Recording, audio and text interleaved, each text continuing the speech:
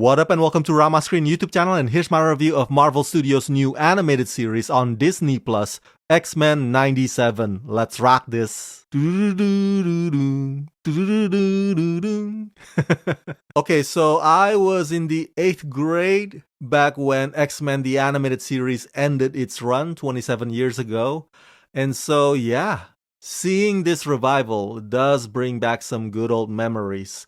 And I'm sure a lot of critics out there would throw around the word nostalgic or nostalgia to describe X-Men 97, understandably so.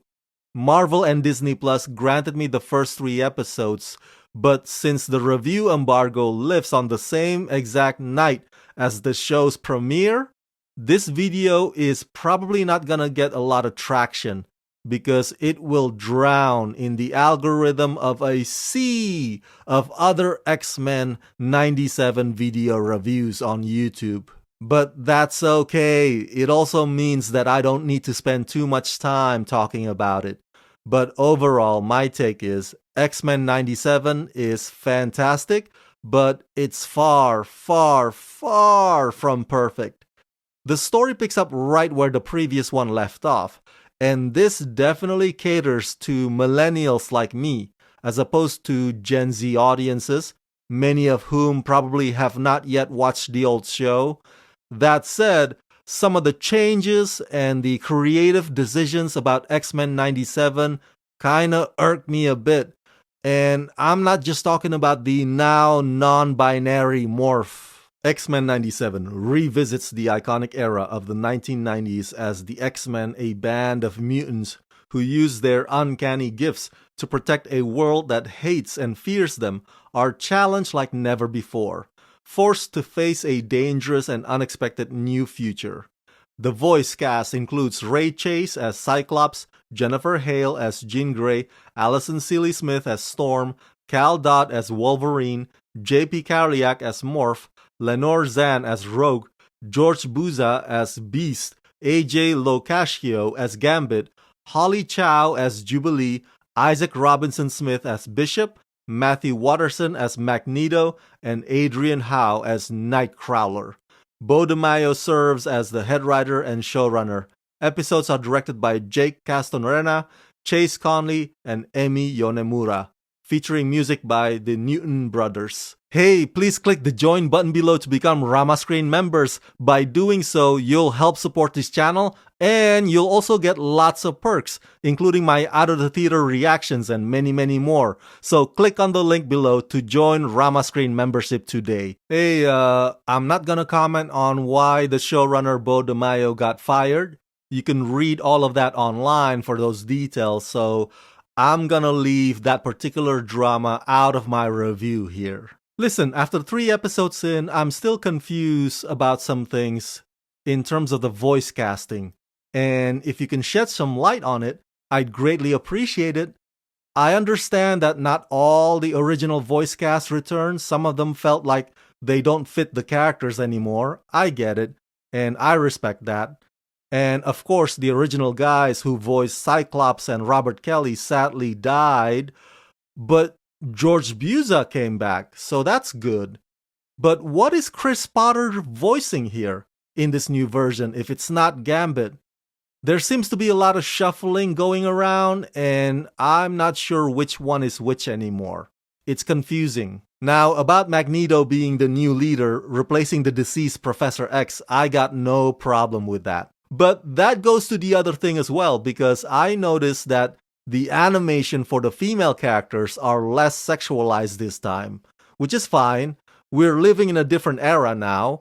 But why taking that aspect down a notch, yet you're taking it up a notch with Magneto? So you're not sexualizing the women characters, but you're sexualizing the head honcho, aka the El Jefe? It's a bit of a double standard there. Remaining on the topic of animation, while they do stay faithful for the most part, you can also still notice some of the alteration when it comes to the color of their outfit or their hairstyles. My point is, if you want to emphasize continuity, then those tiny details should also matter, right? They're claiming that this is a sequel, and it's as if the show never left at all. Then you're kind of dropping the ball on some of those details that would otherwise make this look like it could transport us back to 1997 again. And now about Morph. Look, I got nothing against the trans community. I got nothing against the non-binary community either. I'm an ally. But here's the thing. It would have been fine if Morph was always a non-binary from the beginning. But changing that character from male to non-binary just comes off pandering way too hard. You said that this was supposed to be X-Men 97, right? So you're already pandering to us who grew up in that era. But you're also pandering to today's culture by changing Morph? So which is it? Which is it? Is this a throwback to 1997 or is it not? You see what I'm getting at? As far as the stories on these 3 episodes, I very much enjoy them. There's lots of intensity, especially the episodes involving the Sentinels and the second one where Magneto is flexing his muscles against the United Nations. The whole prejudice theme is timely and relevant, seeing that there's been a lot of animosity and fear-mongering lately in our world about the other or the immigrants or the refugees. A lot of racists out there subscribe to the Great Replacement Theory, unfortunately.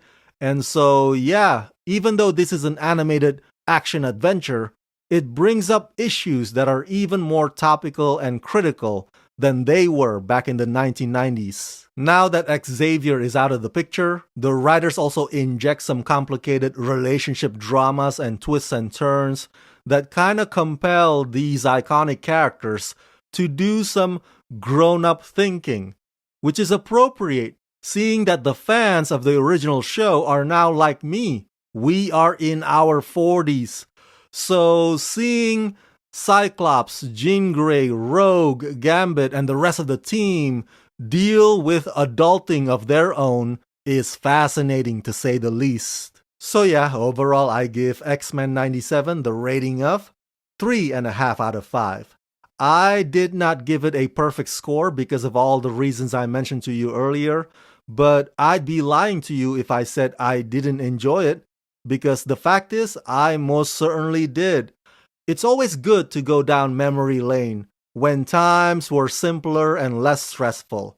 And so for that alone, X-Men 97 is A-all right in my book.